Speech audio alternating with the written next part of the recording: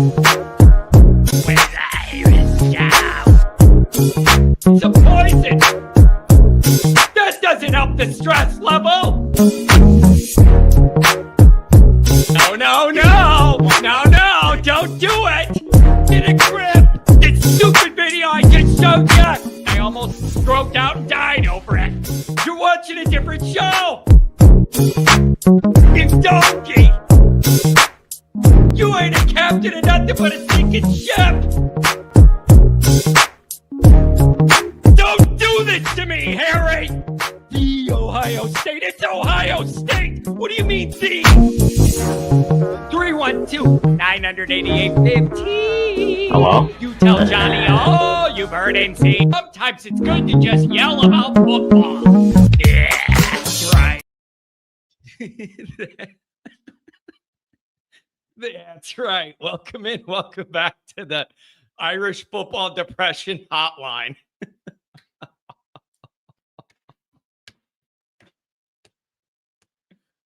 You guys, I'm telling you, man, it's like the Notre Damiest thing you could imagine. If you really think about it, and I'm sure you all have, of like where we're at, it's the most Notre Damiest thing of all time.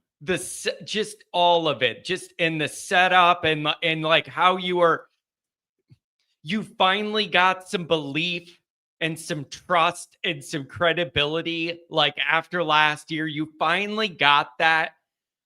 Like legitimately got it from around the country, not just like your people that want you to be good, but like around the country. You finally got that like buy-in. And then for this to happen, when your defense literally goes from like first to worst, it's so Notre Dame-y, like in the most hurtful way, man, of like, it just fits.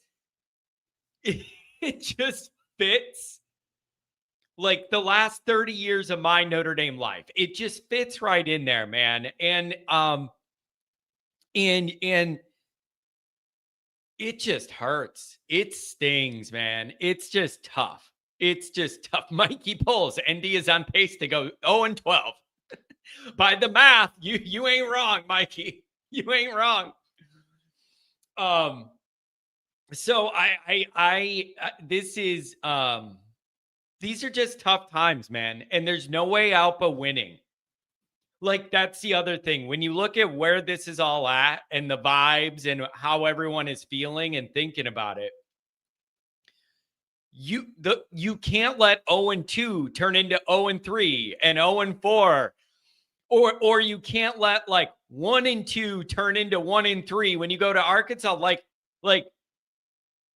you just can't. You can't do it. And so you got to dig deep and find some leadership and dig your way out of this thing. It is really, really tough. It is really tough. You know, it's easy to like lead when you're winning and things are good and the vibes are good. Like now, I don't care if you have a C on your chest or not. So people are going to have to step up and be like, enough is enough. Enough is enough. Andrew Goolsby's been talking about that all the time. How valuable Clark was and how at that position, it's why you go get for that position, you go get a super senior guy that has all the experience and he's got the learning curve out of the way somewhere else. And then they come to Notre Dame as a finished product. And so you miss Smith a lot after that turned ankle and that experience. Like, man, you're just in a really, really tough spot. You're in a tough spot. And so I got a couple things I want to go over today. Number one is I want to know what you guys think of the Freeman presser. That happened right after our show Monday. I was at the gym. I didn't see it live. I watched it when I got back. I'd like to know what you think about the Freeman presser. And then Wednesdays are weird because you're kind of halfway dealing with the week before and halfway of 1 foot looking to what's coming next. And I wonder where you guys are at on that swinging pendulum between like still A&M, Miami, or if you're ready to be like, hey, we're playing Purdue, go see if you can get a win. And at least you're still going to have complaints. You're still going to be devastated. You're still going to be mad. But damn, it feels a lot better to discuss all those issues when you're just sitting on a win, no matter who it's against. Like, that's the other thing, right? You're still not going to be over what has happened to this defense, even if you beat Purdue. But like, everyone's just in a much better mood after you're sitting on a win to complain about what's wrong. And I know some people have brought it up, and my preview will come out tomorrow with Purdue, as far as what that game looks like and what that matchup looks like and what the crowd's going to be like. And you better go out there and do to Purdue what you did to them last year. And I know they're better. They got 52 transfers. 52. I can't even wrap my mind around it. Purdue has 52 transfers that came in with Odom. Like, you got to get right. And the only thing you could do is win a game. The only thing you could do is win a game.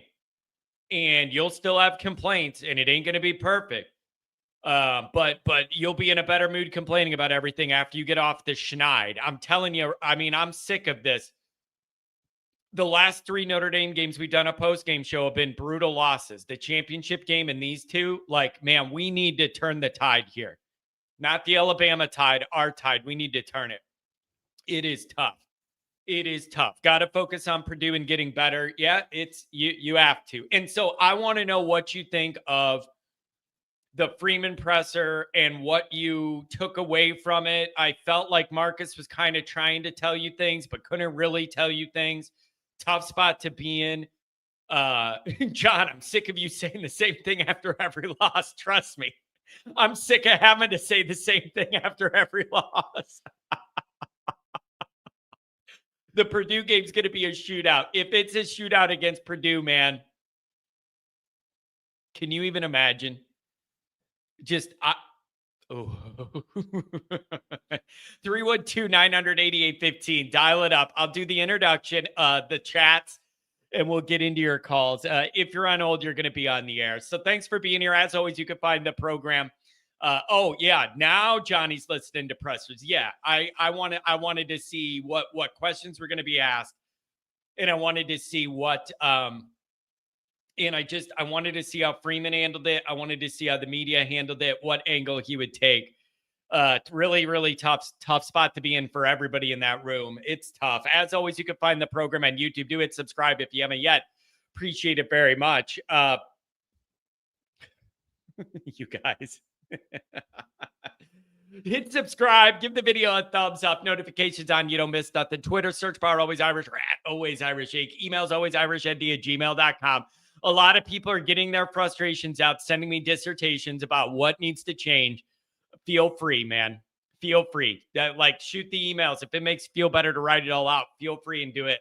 I try to get back to people, but when there's a lot, I just get backed up. Then we get into the next game and the narrative changes. It's hard. I try. Call-in lines, 312-988-15. Dial it up. Tell Johnny all you've heard and seen, the good, the bad, anywhere you want to go. It is just an open forum, you guys. Yeah, just whatever you want to say that you need to get off your chest. That's what I'm here to let you do. Yeah, I saw that Brian Kelly thing yesterday when he apologized to the reporter for getting mad and all that. And I actually, you guys, I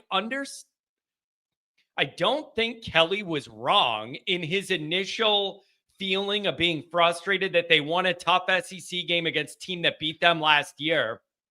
And they won it by double digits, I believe. I can understand why Kelly was frustrated that he was getting answers why the offense isn't as good as they want or whatever. And the run game or the third down, I forget what it was exactly. I understand Kelly's frustration with it. He just blew up like in a Kelly way because he's feeling himself right now. He's feeling himself undefeated, beat Clemson. Like you could tell he's got that bob to him. He's feeling himself right now and he doesn't want to deal with any negativity and he just blew up. But what a good position to be in, to be undefeated and arguing with the media. Man, I'd take that position. Like, I can't even know. What are you going to say? Like, when I was watching that, I was thinking, man, what a good problem to have. What a good problem to have that you're undefeated and arguing with the media. Man, that's a good spot to be after a few games, isn't it? So I'm not here to rip on that at all. Good for them. Good for them, man. Win football games. That's the name of the game. Notre Dame on SI. Read all about it. Patreon.com/alwaysirish. Promo code Irish. Get yourself half off. Here's the deal. You got questions. What the hell's going on with Notre Dame's defense? How did we arrive at a position where it looks and plays like this? Go to the Patreon and watch our team break down everything. Break down every play, go over everything, and show every angle, what we were trying to do, what went wrong, who should have done this or that, what could change. If you have questions, we have the answers over there. Goolsby and I did 2.5 hours of defensive film breakdown just looking at this game last night. The first half was posted early this morning. The second half will go up tomorrow. Really an honest-to-God deep dive, not looking to just rip on everyone, but an honest-to-God deep dive of what the hell is going on here to try and figure this out. Because this is tough. This is tough. So go over there, check it out. Here's... This will make some of you laugh. I don't think you're in the mood for it. I'm not in the mood for it, but it'll make some of you laugh. Remember our friend Caden the Man? If you were here over the summer shows, you will remember our man, Caden the Man, who would call in and rip on Notre Dame and comes out of nowhere, had 4 YouTube subscribers and challenged me to a debate on his channel. And like, I'm a coward and Notre Dame sucks and all this stuff. And then I wouldn't let him on the air. I wouldn't go on a show. I kind of blocked it all out. And he emailed me and he wanted you all to know that we're all losers. And he titled it Notre Lame. And then he wrote, I just want you to tell all your people that I'm glad you're losing and I'm enjoying every second of it. And especially to you, John, because all you do is run your mouth. God bless Caden the Man, because I think he needs it. Quite frankly, God bless Caden the Man. I think he needs it.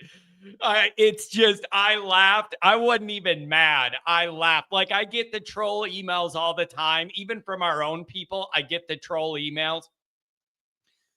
And a lot of people have an anonymous email account, and then you can email me all sorts of stuff about my face and my voice and what I should do and all this other stuff. And it's just like, you just kind of scroll by it.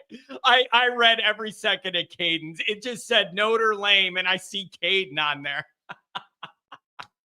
He just wants you all to know that he's enjoying every second of this. Yeah, it's the Caden curse. It's the Caden curse. The funny one is when I know it's our own people that troll me. Like, good call on that one, you idiot. Delete the show. Delete your channel. Oh, man.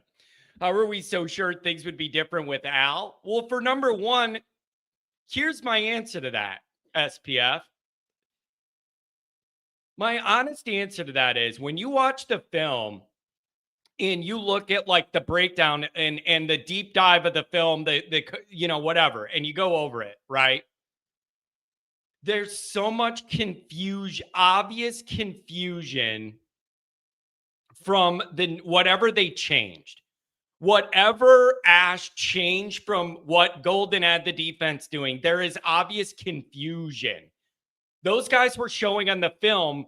The calls are getting late to get to the guys and get in there. All of the secondaries pointing to each other. Who's got this guy? Who's got that zone? They're pointing everywhere. And then in a zone, when a guy leaves one zone, you expect somebody else to pick him up, and they're not, and they're pointing and all this. There's just a lot of confusion. And I know you lost Watts, Kaiser, Mills, and Cross. Literally the center core of your defense that was so good last year. You lost all those guys. I understand that. But Notre Dame's got enough talent. You cannot justify going from top 5 to bottom 5 in almost every category. You can't. They are sincerely confused back there. I'm confident with Al, you would have had more continuity. You would have had new guys that had to learn their role, but you would have at least had continuity in the scheme. These guys are confused. These guys are clearly confused. Yes, I'm still pumping iron. I'm going to the gym, but I've lost 12 pounds at the stretch of the last 2 weeks. It does. That's how my body reacts. I could drink 80 protein shakes, take my creatine, and go to the gym all I want, and eat my chicken and rice all day. I can't keep the weight on when Notre Dame's bad. It melts through. Literally, it melts my stupid body. I have lost weight. I can't. I've lost over a dozen pounds just since these 2 losses. And I'm going to the gym and I'm keeping up with the calories and the protein and everything. It's just, it melts right out. It melts right out. But you can see these guys pointing around. They're all confused in the secondary, especially of where to be. But also, guys just need to play better. Guys just need to play better. Whatever the scheme is, like, somebody needs to make a play. You need to get defensive pressure. Like, you guys need to start making plays. So everybody's like, is it scheme or is it the personnel or whatever? It's both. It's both. It's scheme and personnel. But the number one thing I'm going to say about the scheme, other than the confusion part, is the guys on Notre Dame's defense play best when they could be aggressive and fly all over, and they're causing action, not reacting to action. The way this defense feels like it's set up is more like reacting to what the offense does to you, and you're automatically like passive and on your back foot. Rather than you forcing the action, you're reacting to the action. I don't think Notre Dame's players excel in that way. I don't think their mindset is that way, and they're all confused. John, can you give your 12 pounds to Heinisch? And it's just a combination of all these things. And like, you lost your leaders and you have some new guys trying to learn their way and everybody's confused. And it's just, there is a leadership problem too. And you felt that. One of the biggest complaints I had about the Miami game specifically was that it seemed like CJ Carr had to be the leader of the team. And I don't think it's good that he was able to do that, but you shouldn't need your first-time quarterback to assume a leadership role in the first game in that environment. So it's just like I honestly felt like he was one of the leaders of the team in that Miami dynamic, and that should not be put on him. And you could argue he's going to be better long-term for being foot in the fire these first 2 games in the pressure that was the Miami road game environment. Then with the loss, the pressure coming back home against an A&M team and whatever. Like, you could argue down the road, Carr's going to be a lot better for having to go through those moments and feel like he's got to score a touchdown on every single drive to keep us, give us a chance to win, which has been the reality. And he's done it, and the defense has let him down. He'll be better off for this down the road, but that doesn't help me right now. That doesn't help me right now. And so I want to know what you think of Freeman's presser. And I guess here's the question that comes from it. The question is, do you think you're going to see a lot change? That is the main question here. Do you expect Freeman behind the scenes to get way more involved, take the reins away from Ash, and be like, dude, 2 games of this, we're not doing it your way anymore. I want to do it a different way. You got to let them play more aggressive and whatever. Like, you got to. That's what I'm wondering. Very underwhelming presser. Didn't love it. And here's the other thing is, I don't know what people expected Freeman to say. If you really thought Freeman was going to get in there and go, yeah, we hired a new DC and he's blowing the whole season for us and I'm really pissed off about it. He can't do that unless you were going to fire the guy. We believe in Ash. Yeah, only on Ash Wednesday. That's the only day I believe in Ash, okay? Is Ash Wednesday. I'll give you that. But, like, Freeman couldn't get up there. If you're not going to fire the guy, you couldn't get up there and go, yeah, defense coaching really sucks this year. I don't know what to tell you guys. Like, he sucks, and I'm going to have to do everything. You can't do that if you're Freeman. So I don't know what you wanted him to say. Freeman is very adamant that the scheme is not the problem. No, he knows it's a problem. He knows it's a problem. That's a smart guy, man. He's been around defense his whole life at an elite level. I got to believe Freeman knows there's a problem. He knows there's a problem, but it's just you got to be careful with hanging your guys out to dry publicly. So I want to see what's going to change. And then here's the secondary part of this. Then I'll get into the chats. Then we'll go to the calls. You guys will own the show. Here's the second part of this. And you'll get all this in my preview tomorrow, the Purdue preview on a regular video. A part of me feels like this Purdue game is either going to be Notre Dame's pissed off and blows them out. And like last year and you're mad, you blow them out or whatever. Or sleepy stadium. Everyone's in a bad mood. No one wants to be there. Everybody in the stadium is mad because they paid $300 for tickets in August. And now you could get them for $20. And you already bought them and made your arrangements and you got to go and you're obligated and you're in a bad mood. And Purdue excites absolutely no one. It's an in-state rival that excites no one. And you're not going to be in the mood and it's an afternoon game. And that girl's going to yell at you to cheer and have energy and you're just not in the mood. Like, and it ends up in something bad happens early and then it ends up being a nightmare. I don't see much in between. I'm wondering if this is going to be a blowout or if it's sleepy and quiet and we make a mistake or two early and you can hear a pin drop in there and you're backed up against it. Like, I don't know if I see like a 14-point Notre Dame win. I almost think you're going to blow them out or this is going to get real bad. And if you have something with the mood this fan base is in that stadium, if you have something bad happens, if you have something bad happen early, this place is going to be rough. So I don't know, you guys. Tom Hammond, show us your face. Nobody wants to see your face. I couldn't even watch any of the hype videos before the game. How can you get pumped after not winning anything? Dude, it is really, really tough, man. It is tough. Let's do a couple chats, then we'll go to the calls. Okay. First, update. Show us your defense. We want to see your defense. We don't have any. Tailgate stuff. North lot will be set up by like 9:15 in the morning. Usually we're all set up. We usually meet at 9 and pull in from there. North lot. I'm going to be posting pictures of the lot circled everywhere I do media. So you'll be able to see it. Look for the flag. We're going to be together. We're going to enjoy the camaraderie. We're going to have a good time. Okay.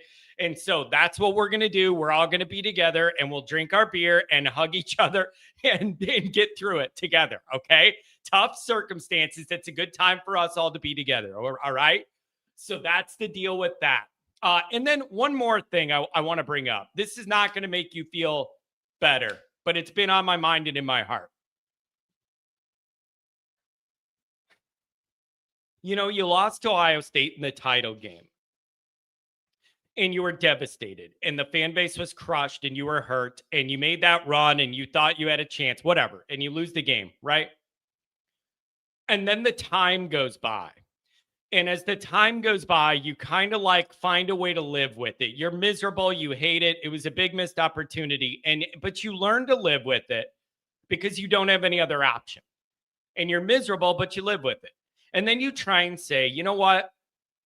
At least this program is now cut in that elite tier and we could get back there and you broke through and you won those big bowl games, won playoff games, beat the SEC champ. Now you're ready to go to the next level, right? I'm telling you, man, I've been feeling the sting of the Ohio State loss a lot more now because it makes you, it's like reopening a scab on a wound or something because it makes you realize when you get a chance and you're on a heater, you really got to get it over the final hurdle because there are no guarantees you're going to be back.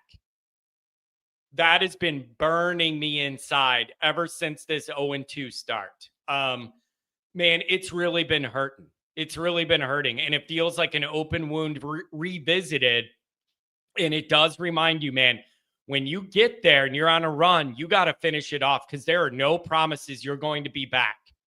And I think I am guilty of softening the emotional and psychological blow of losing that game to that team. It isn't just losing the game.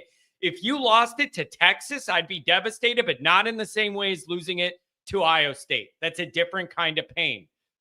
And And I just, it feels like a reopened wound because I'm realizing, man, what a missed opportunity. You got to get it over the hump. Like nothing would make 0-2 feel good. But if you had a championship trophy behind you, I could live with it a lot more. And that's been hurting me because there are no guarantees you're going to be back. And I've been thinking about that a lot, and it's cutting me deep, man. It's cutting me deep.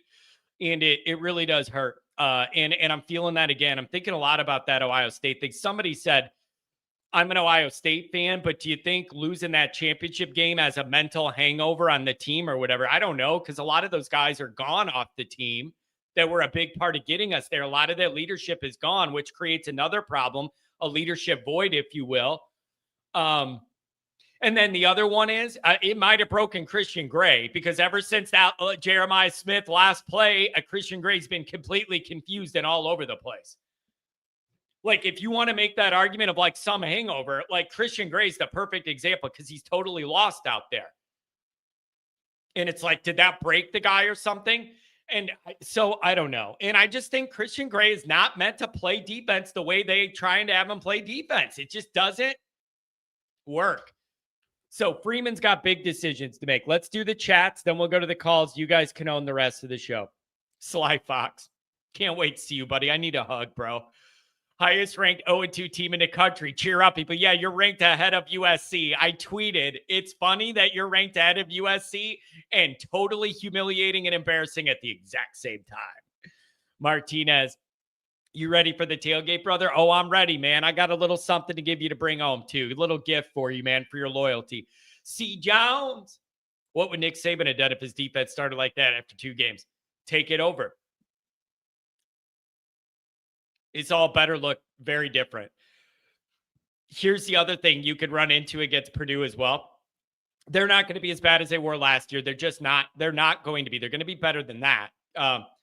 However, we're going to have to see how this defense plays this week. And then depending on what happens, you may have to parse out, did the defense play a lot better or are you just playing a worse team?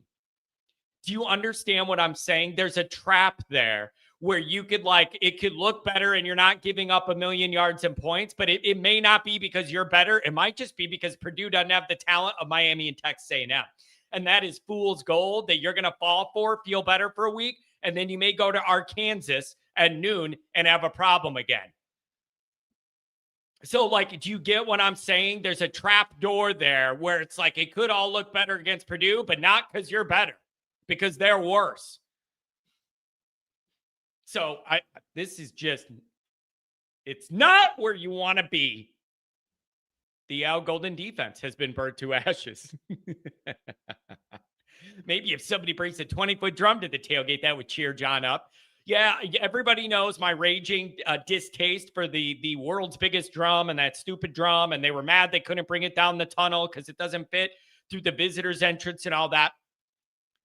I want to be mad at the drum and take shots at the drum. The fact is we have so many problems of our own. I can't even go there. Who am I to be complaining about somebody's prop? This is the other problem, you guys.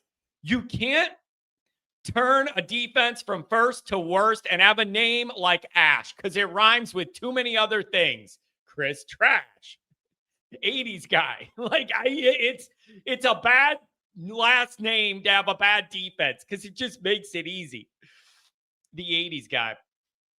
Freeman needs to step up and up the defense. Things are going to get much worse. I hope he knows that.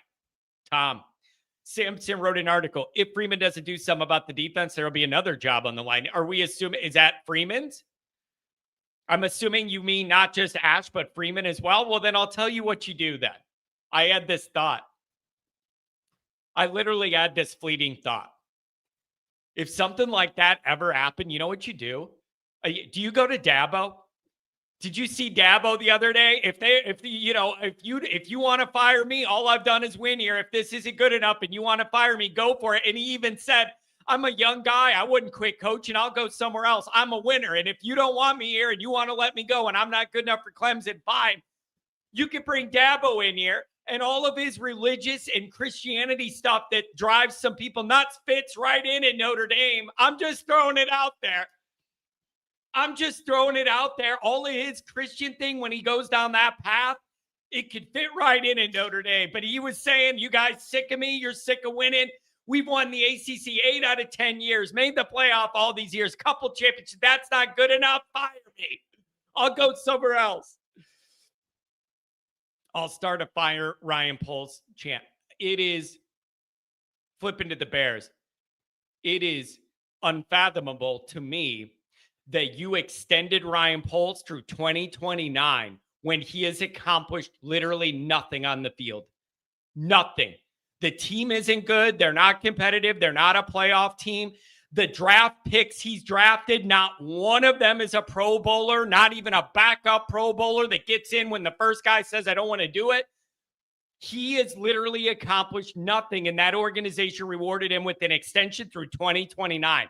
He drafted all those guys last year, and they don't even suit up to play in the game. They're healthy scratches. More than half the guys he drafted, they're healthy scratches. They can't even get on. They can't even dress. It's unbelievable that they rewarded that guy, but that's the Bears. That's the Bears. How many people? Nikki Dean loves to be heard and seen at the tailgate. I need a hug from your wife too, man. Just I need a warm embrace for somebody that understands where I'm at right now. How many people believe Freeman will be more active on the team? If he's not, what do you? He better be 80s guy. Honestly, from everything I'm hearing, I don't think anything's going to change. This is Marcus Freeman's tenure, man. He's got to get serious. Mark, how many sacks against Purdue? Over our heads or on the field? Serious question. $5 holler from Kevin. Remember back in July when everybody thought the D was elite and that guy was singing about John living in his lunchbox? Those were fun times. Yeah.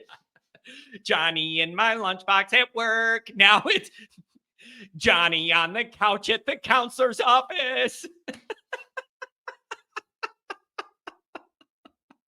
Oh my God, our lives are stupid. The dong.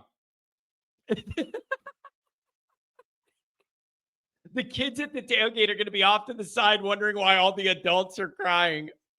Oh man, I want the fencing leprechaun. He looks a lot more. He would look a lot more aggressive with that sword than our guy with no dukes. I'm telling you.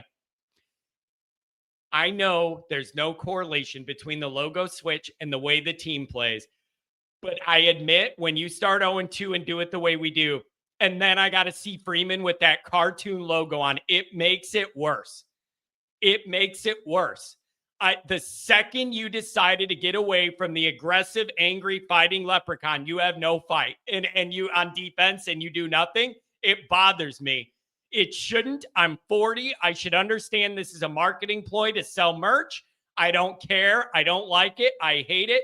And nobody can disagree. The second you switched it, you started not playing any defense. I hate it.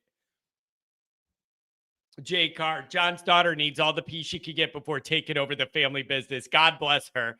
First tailgate she's coming to. Now she's 5. She's old enough to kind of do it. Ignorance is bliss. She has no idea. She's just going to have fun with Phil's daughter and Rudy's kids and have fun. She doesn't know what's going on. $10 holler from the rotate. Instead of gaslighting everybody with coach speak, Freeman needs to admit he was wrong and fix it. I don't care about the optics. We're here to win games. I will never buy into the hype again. That's fair, man. That's fair, man. I cannot tell you that is wrong, but I do understand Freeman has a tightrope to walk between calling out his guy, admitting he made a mistake. If you're not going to relieve Ash of his duties, how far can you go of admitting it was a mistake and cutting the legs out from him, but he's still in the building and the guys still kind of have to listen to him? But if you undercut him and admit it was a mistake, then you're in, but he's still here, then you're in no man's land. Like, it's all very awkward. That's why you got to get the hire right. Or if you didn't get the hire right, recognize earlier you had a problem. That's why I'm mad with the 2 weeks you had between Miami and A&M. That is the biggest red flag of all this. Heading into Miami, you could be like, well, we didn't know what we have. We thought it would be good enough. And then once you learned it wasn't, you had a half a month figured out and you got worse. That is the biggest red flag of all this. It's not even August camp or whatever. You thought you were doing the right thing.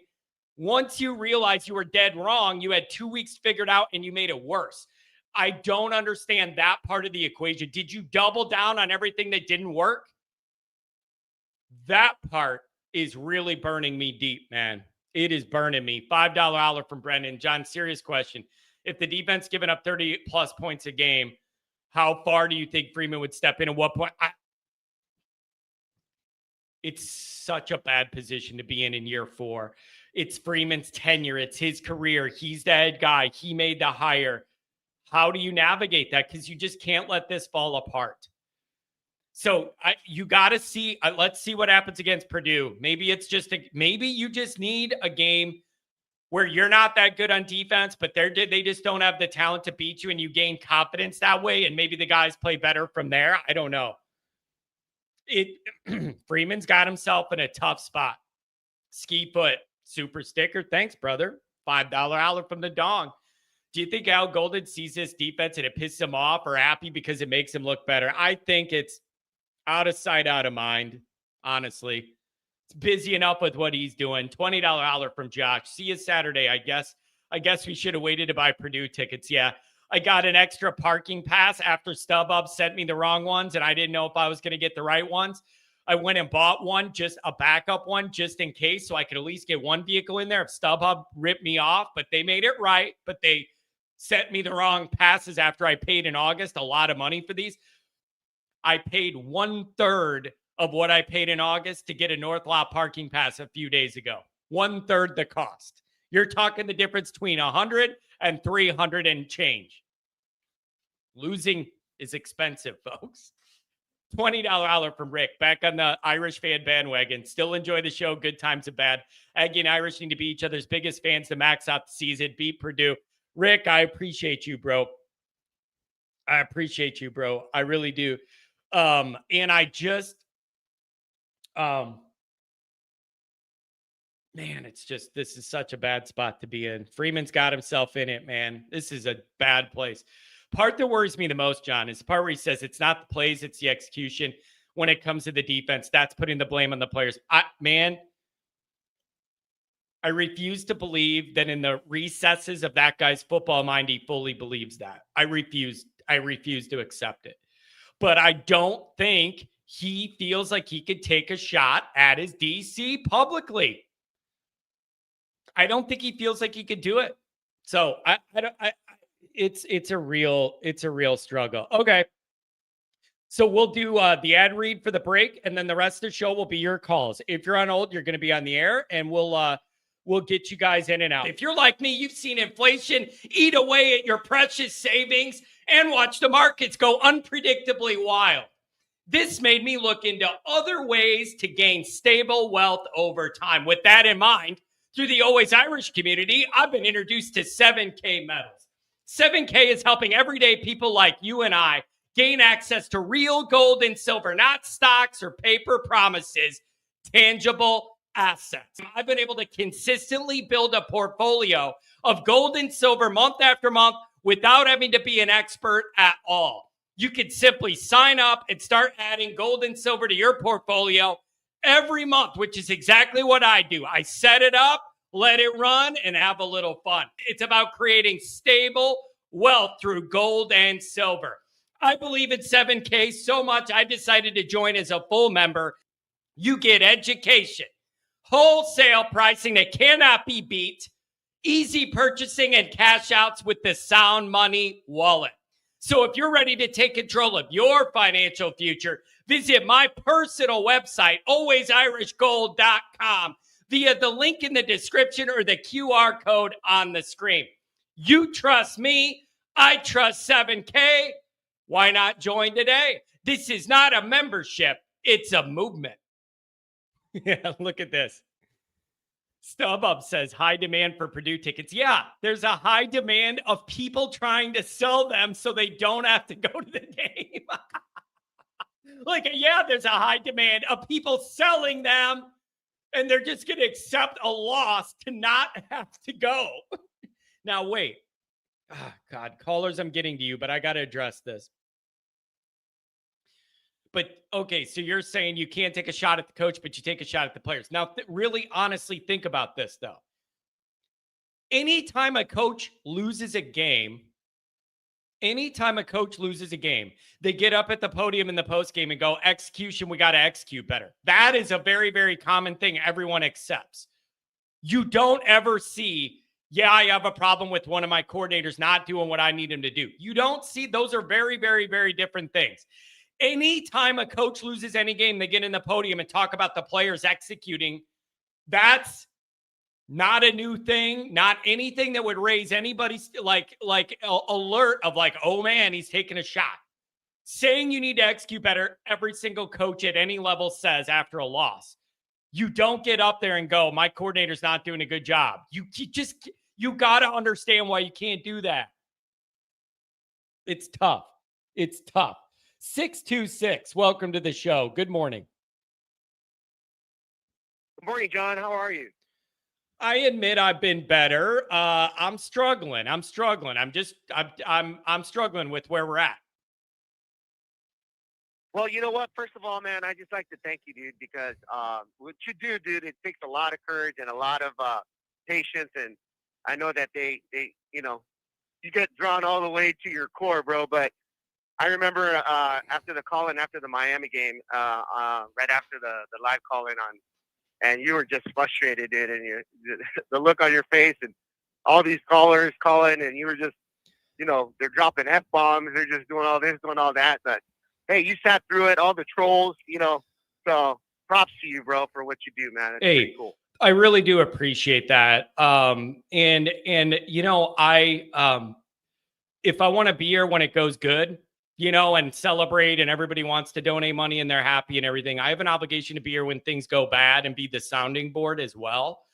It is what it is. That's the job I wanted, and I do love it. And I said it before, I'll say it again. It's more fun when we win, but more important to be together when we lose. Right. I got you, man. I got you.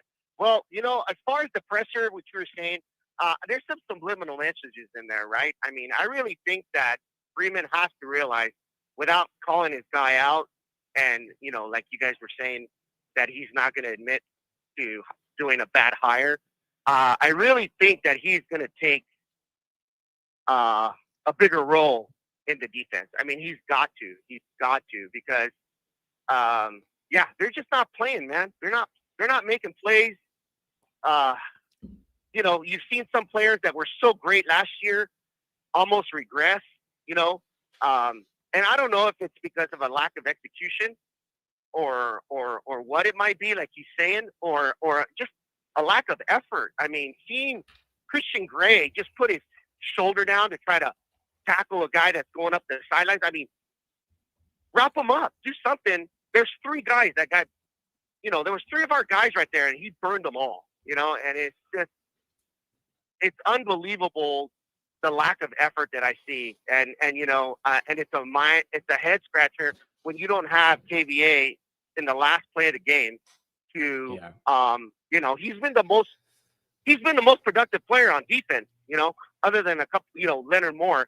And he's just, you don't have that guy on the bench, man. You just don't. I mean, it's just frustrating, dude. And it's frustrating to just see how this defense was given to this coordinator, one of the best defenses in the country last year, and what he's done to it now is just like, wow. You just don't get it. That zone coverage, it's almost like prevent defense, right? That zone coverage. I mean, it's like it's preventing you from winning, and that's exactly what's happening, and it's just like it's upsetting, it's frustrating, but at the end of the day, I'm sitting there trying to, talk myself off the ledge. Yeah. What'd you come up with? What'd you come up with? Tell me. I need it. What did you come up with? I'm thinking, I need it. What did you come up with? Well, we got a 3-point loss on the road. We got a 1-point loss at home. Oh. Yeah. It just takes a few big plays, and we're 2-0, dude. Yeah, you know what? Not even that, man. Not even that. But you know what I've thought of? If you just play average defense, I think Notre Dame's 2-0. It doesn't even have to be elite. It doesn't even have to be great. If you just played average defense, I think you would be 2-0. I honestly do. But we are where we are. So I guess the question now is, do you have hope that Freeman's going to get more involved in the defense behind the scenes and you're really going to see an adjustment and they'll tighten things up? Or do you think this is just going to be a lingering thing that struggles all year? I think that's the question. You can't change 0-2. You just got to make sure it doesn't get worse. Yes, moving forward, there's got to be an adjustment on defense. I mean, what Ash is put out there on the field is not working. It's just not working. We need to be able to put our players in positions to be successful. And we've got the talent. We've got the talent. The talent is there. They showed us last year. A lot of these returning players, you know, he's got to put them in a position to be successful, and where they're putting, you know, he's putting the best talent on the field to execute, because this defensive scheme right now is just not going to get us there at all. So I really think that we're going to do better against Purdue this weekend.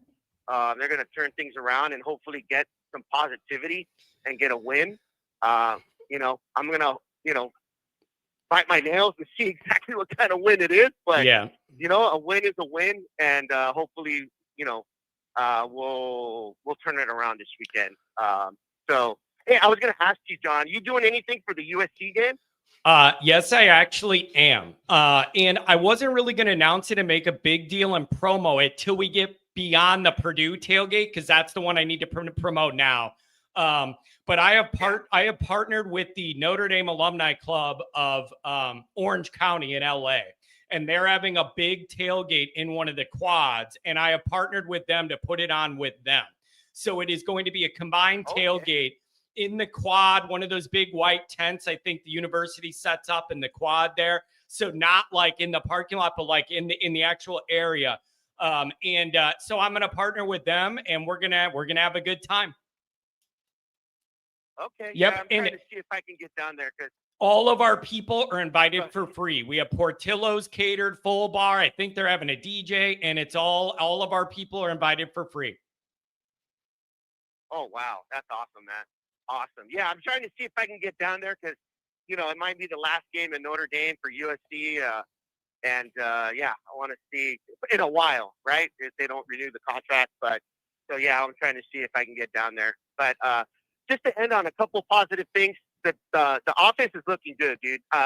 They played lights out last week, other than a few little things here and there, but they were solid. And I'm really excited about where CJ Carr and that running back group and even some of the receivers hopefully light it up this weekend. So with that, John, God bless you. God bless America. God bless Charlie Kirk. May he rest in peace, and may God bless Notre Dame with a win this weekend. Hey, thank you, man. Have a good one. Yeah, the other thing I do want to keep in mind, not only with the Charlie situation, but just in life, there's a lot going on in the world right now. And I do need to sometimes remind myself, if I'm this depressed about football, I have a pretty good life. Like I do, you guys, like just in the real world of things, when you look at everything going on in the world and the state of affairs, like it is a blessing that I'm so mad about football and that I'm in the position that can be something I worry about. $20 Omer from Omer TD. Tony, I love you, buddy. And my family's very excited to see you. And we all just need to be together, man. $20 hour. Thank you very much. You don't owe us nothing. Just show up and be with the people. Be with the people. Andrew, I appreciate what you tried to do there earlier. I appreciate what you tried to do. I'm not here to tell anybody what to do with their hard-earned money. I will say it is a little gutsy to come on somebody's live platform and then tell them their platform's not good enough. That is gutsy. That's a gutsy move to do it live on their platform while saying their platform's not good enough. It is. That's ballsy. That's ballsy. But I'm the kind of guy that will let it happen because this is an open forum for you guys. But I do. That is gutsy, man. I don't know if I would do that, but that is gutsy. You got to do what you got to do. You got to do what you got to do. 773, what's going on? Hey, John. How you doing today? I'm okay, man. I'm just trying to wade through all this and try and figure out try and figure out where we can go from here to feel a little better.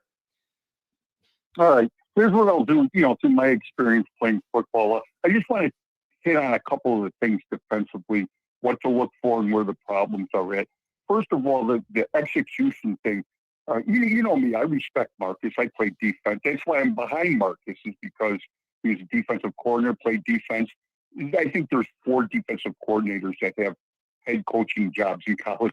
Kirby, well, I'll say them left, but Kirby Smart, Dabo Sweet. So that's why I'm always interested in what Marcus is up to.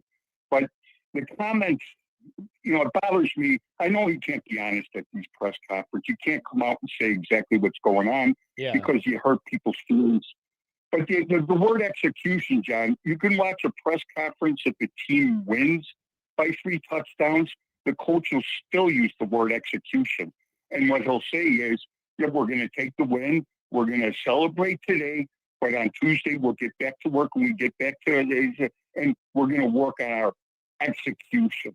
And there's like 3 or 4 buzzwords that you can use to bail yourself out of a press conference without giving real answers. Yeah, that makes perfect sense. That makes complete sense. And yes, and Marcus used it for, it's not the defense, it's the execution.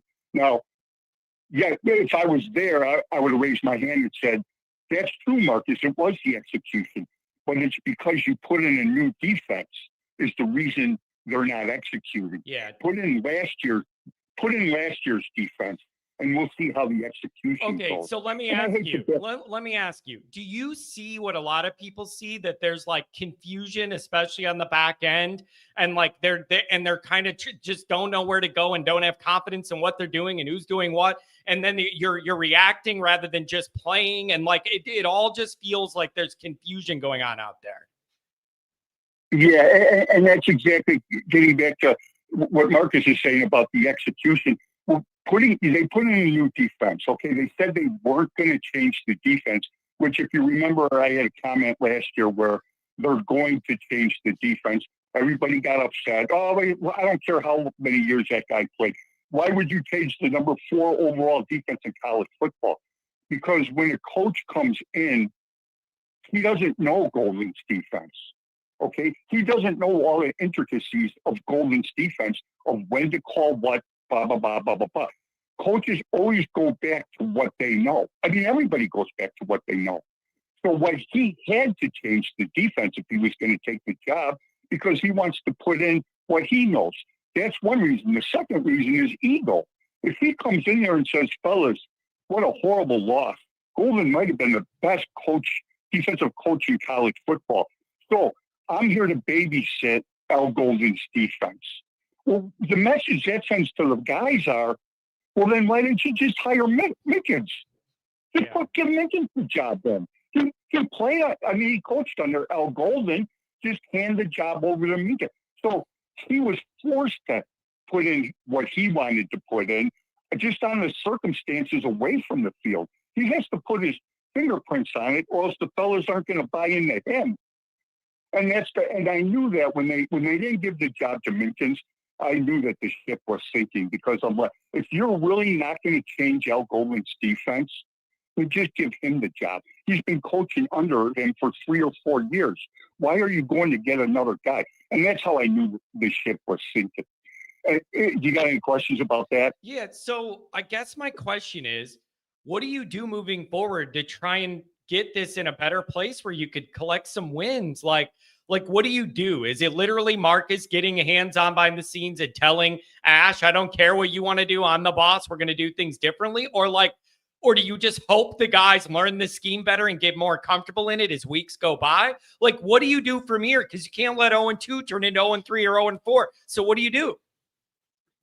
So what they're going to do is, and I hate to say this, but they're going to stick with this defense, because if Marcus comes in and takes it over, you send a message to all the guys on defense, I don't have faith in Ash. So now Ash becomes, he's invisible now. And Marcus isn't going to do that to him. But if Marcus is going to do anything, he'll pull Ash aside and buff out some of the stuff he doesn't like. Like, look, I know they showed a lot of motion in the backfield. I know you like to move to cover 3 whenever they're running jet or whatever. All the movement in the backfield, you want to move into a cover, which is a prevent type of defense. Okay. I want you to stick with this defense. Forget about the motion and play man. And I want the 2 safeties to cover over the top. I don't want a deep third guy and put another guy in the box just because they're showing a lot of motion. I want to go back and be aggressive. Man on the outside with both our corners. Our safeties will be back there to help them if they're running down the sideline. He may do stuff like that, stay with the defense, but make adjustments inside of Ash's defense. He won't completely switch over to Golden's defense because the message that sends to Ash, the message sends to Minkins, the message it sends to the players, it's a horrible message. At that point, the players are thinking, well, why don't you just fire Ash, son, and give Minkins the defense? That's what I mean. You're in a really, really tricky spot of how you navigate this with the messaging and how you do it all. And then I am going to say this, and it's going to come off like loser talk. It really is going to come off weak, but I do mean it, and it is a fact. You are going to benefit that you already played the 2 most physical athletic teams I think you're going to play. You already played them. That is going to help all of this look a little better because you are not going to play fronts that are as big and physical as Miami and A&M, I don't believe, moving forward. So, like, I know that's, like, not what people want to hear to feel better, but I think all of this should look a little better because you're not playing teams that look like those 2 roster-wise moving on. It's got to help. I know that's loser talk, but we're at desperate times, call for desperate angles. And that's a great point because what you just said there is exactly how Marcus is thinking. He's thinking, okay, you know what? I have to stick with Ash. I have to stick with the defense. The good news is we played the 2 best teams we're going to play. So moving forward, even though the defense looks lousy, it's going to look better because of who we're playing. So along with these guys being in this defense another week, they're going to get better, and the teams are going to get worse to the point where we're playing Army and Navy, and then everyone's going to be saying, boy, oh boy, it was great that you changed that defense. They looked really good. But really, it's because you played Army or Navy. Who knows how good this defense is going to be until they make the playoffs. And I'll make one more point that's really bothering me about this situation, because I don't see a way out of it, John. I mean, every angle I look at this, I don't see a way out of it, starting with Marcus's personality. If you go back to Parker, everyone's saying, oh, Marcus will make the right move. When he has to get rid of him, no, he won't. He never got rid of Parker. Troy came and hired him. Yeah. Parker was going to, if we get to Marcus, Parker was coming back another year to run the offense. Now, flip that over to Ash. So if he felt that way about Parker, do you think he's going to do anything with Ash for the next 2 or 3 years? Yeah, well, see, man, the interesting thing is if you have Mickens sitting there and it is a struggle all year, the question then becomes, does Marcus cut bait with Ash after 1 year and slide Mickens in when he's already in the building and has an idea of what they want to do different or whatever? Like, would that be a solution if this struggle lasts all year? You cut bait after 1 year and just slide Mickens over and he's already in the building and you keep him moving? Is that a potential answer? Is that an answer here? That's exactly the only move. Another great point, John. 2 great points you made. That's the only option and the only way out of this thing for Marcus is, go ahead, do a year. Call Ash in and say, look, I'll help you find another job. Yeah. Then you have to look into the politics of it. Like, hopefully they don't have Ash and Marcus don't have the same agent. Hopefully the politics isn't where they use the same agent. Yeah. So if they don't do that, then Marcus can make a move like, you know what? I got the defensive coordinator here that was under Golden. So now he has a chance of okay, he's already in the building. So if you're going to do this, Marcus, do it, because you don't have to go out and get another coordinator. Yeah, you don't have to do a big search. Yeah, you don't have to make a big circus of and have a huge search and then get rejected by your top guys and then it drags on. You could do a real clean cut, cut and dry. Everyone would understand the situation and you move forward. Like, I am open to that. And so I don't know, man. Anything else on the way out? Thanks for touching base again. Yeah, one more good point about that, and then I'll let you go. That would be, if he does that at the end of the year, if he fires Ash and puts Meekins in there, and I think the reason why he may do that is there's 3 or 4 reasons why. One, it seems like the secondary is really well coached. I know Meekins is a great position coach. I mean, heck, Xavier Watts was a 2-time defensive player of the year. The guy's got 2 picks up in Atlanta. He's a good, so you've got a great secondary coach on top of making him the coordinator. 2, I heard he's the best recruiter they had. So if you want to hold on to the guys like Joey O'Brien, you better make that move. So you can go back to O'Brien's house and say, listen, I know things weren't where they were supposed to be. I hope you're still committed to Notre Dame.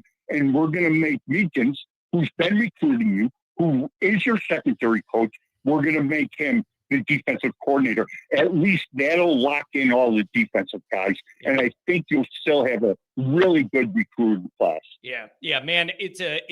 I have thought of this and played it out in the worst case scenario, how you could cut bait here and do it smoothly. I think that would be a solution. Hey man, thanks for joining, man. I like when you call. Thank you. All right, John. Talk to you later. Bye-bye. Have a good one. Oh, man, that guy, it's a Chicago guy, 773. It reminds me of Tom Frawley in a way, his delivery, Chicago guy, the whole thing. I like it. Hey, Ryan, thanks for being here, buddy. I've seen all Ryan's articles and everything. Everybody's just trying to kind of figure their way through this, man. Lee, we'll go right back to the calls. Lee, $20 holler. My beer donation for the tailgate. Unfortunately, the super chat ran out of zeros. Hey, thank you, Lee. Appreciate it. $20 again. Wait a second. Did you accidentally send that twice? Too bad. There goes your 40. My bad. I'm sorry if you accidentally did that. Tom Chris, $20 holler. Hey, John, how's it going? You know how it's going. This season has sucked so far. Who knows if it's going to get better? Looking forward to seeing everybody Saturday. Keep up the good work. Yeah, I miss you guys. Can't wait to see you. It's a good time for us all to be together. It's just a good time for us all to be together. I would prefer it be under different circumstances. But I think we all need to be together. Only thing that'll get me in a better mood is hearing more silly voices from John. A win this weekend. See, that's the problem. When we're bad or some bad happens, I'm not as goofy. I don't feel like making all my dumb sounds and all my faces and my voices on the intro. I just get in such a bad mood that I don't want to do any of it. I was getting ready this morning and I was laughing. The legacy Notre Dame beat media is in a tough spot because they had really limited access to the practices. The least every year Marcus has been here, the media gets less access to actual practice. And the parts they see aren't always the parts you want to see. And as a result of that in fall camp, a lot of the information that those guys got was from their sources in the program or coaches in the program that will tell them stuff. And then it was like the defense is dominating the offense through camp and there's nowhere to throw. There's no windows to throw because those guys are long and athletic and they're everywhere and everything. Like that was the message. And then now look at us. And it makes you as a fan say, next camp, next spring camp, next fall camp, I'm not believing nothing. Show me in game 1 and I will decide what is or isn't. Like, I'm sorry. Don't let the ND media tell you how to think and feel. I'm serious. It's just tough. It's a tough scene. And I don't even blame the media. They don't get the access. And they're trying to do their job, but they don't get the access enough to make an honest assessment. You got to take what you're told. And I was told the defense is dominating. There's nowhere to throw. Unbelievable. Nowhere to throw. I heard that all summer. No windows to throw in. Unbelievable, man. It is. These are tough times, baby. 443. What's going on? Thanks for the donation. What's going on, John? How are you today? I am. John, can you hear me? I am sad. How are you? You know, on Saturday, I watched a train wreck of a defensive performance. The offense scored 40 points at home and lost. The offensive line, I grant, looked a little better, but it was still, you know, it was still a little Swiss cheese out there. And the defensive line, you said on Monday, last in all of FBS football in basically any stat that matters. And that is very concerning to me. And I wanted to just, like on Saturday, I heard a lot of people yelling at Tyler Buckner for fumbling the snap. And okay, it happens. It happens. But look at what he did after he fumbled the snap. He got a guy open. And he almost found him. If that guy wasn't a big fat lineman, he probably could have caught that ball. Yeah, I got you know what I would like to say to you? I really wish I would have invested a lot more in that soccer game you were talking about the other week. Now that we're here, I wish I would have invested in that soccer game you told me to look into. I think they lost it, so I don't think that would have been much more helpful. Yeah, and listen, I understand the Buckner thing, right? Like being upset with that. But man, there are so many bigger issues than that one physical mistake that made you lose. Like the overall problems with the overall problems with the defense. That is the biggest thing. So what do you think? Do you want Marcus to get more involved and tell Ash we're not doing it your way? Or like what would you like to see Freeman do to get us out of this? What I would like to see is that I would stick Chris Ash down. I would have done this on Monday, and I would have told him, look, buddy, actions of consequences. I'm going to read him all the stats that you read out on Monday, last in sacks, last in basically everything. Yeah. And I would have last in everything. Hey, name a good defensive stat, and we're probably last. I would have told him, look, you took one of the best defenses in all of college football last year, and this is what you did. Yeah. Can't blame anybody but you. Yeah. Actions of consequences, bye. You're done. Yeah, it's tough. It's really, really tough. And it would be tough to make that move. You know, some people will say, John, do you remember BVG? They fired him in the middle of the year, I believe after the Duke game in 2016. But correct me if I'm wrong, J-Car. Correct me if I'm wrong. I think he was in year 3. That's very, very different to fire a guy in the middle of the season in his 3rd year than after 2 games, right? Like, so there's just no easy way out right now. I know, but the defense just looks so bad right now that I can't even give a justification for keeping him. I've tried really hard to listen to the other callers, and they made very intelligent points about why you would keep him. But at some point, if I'm a defensive recruit and maybe I'm a 26 recruit, 27 recruit, it's tough. And I'm looking at Notre Dame. Yeah, it's tough. Yeah. I'm looking at Notre Dame, and I'm looking at that defense. Yep. I want to have assurances that this guy's gone before I get on campus. I'm telling you, it is a real thing that you got to worry about. All these good defensive players being courted by the top programs in the country, being thrown all this NIL money and everything else.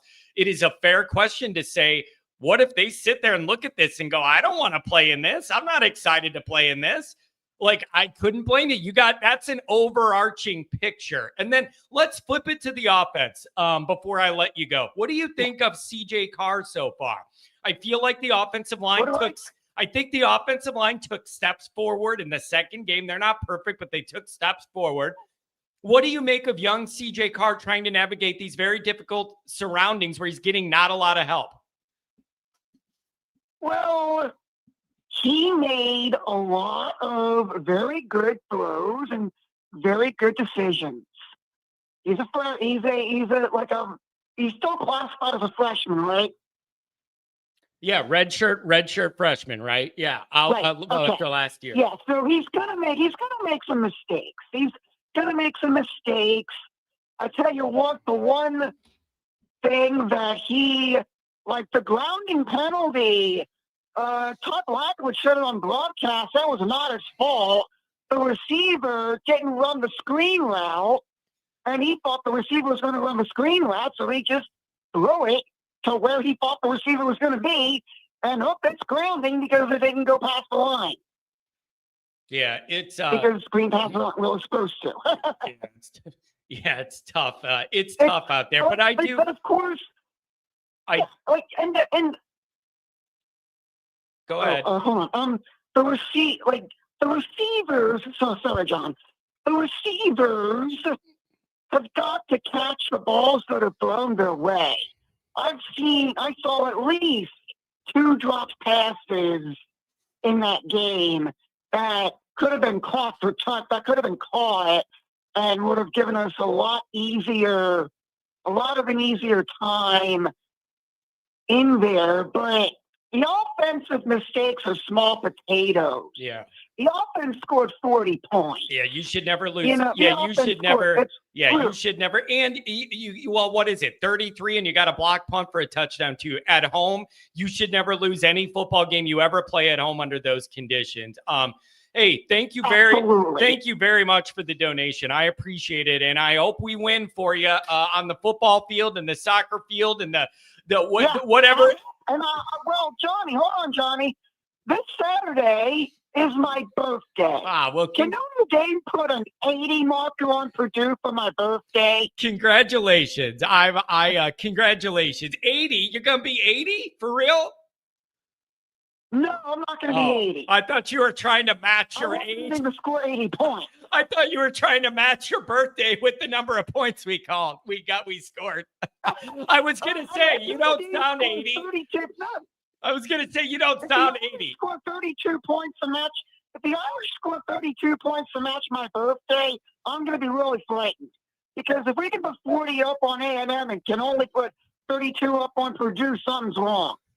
Yeah, I'm with you. I'm with you there. Let's see if we can get a big win for the Always Irish tailgate. How about that? Thanks for the call and the donation. Thank you. Thank you. Have a good one. Happy birthday. Take care now.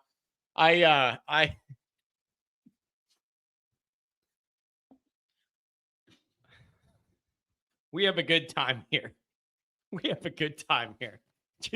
I was thinking somewhere in between 80 and 32. Leighton. You guys are killing me. John, did you talk about the Freeman timeout on the final A&M drive? I want to hear your opinion on it. Very, very good point. Very, very good point.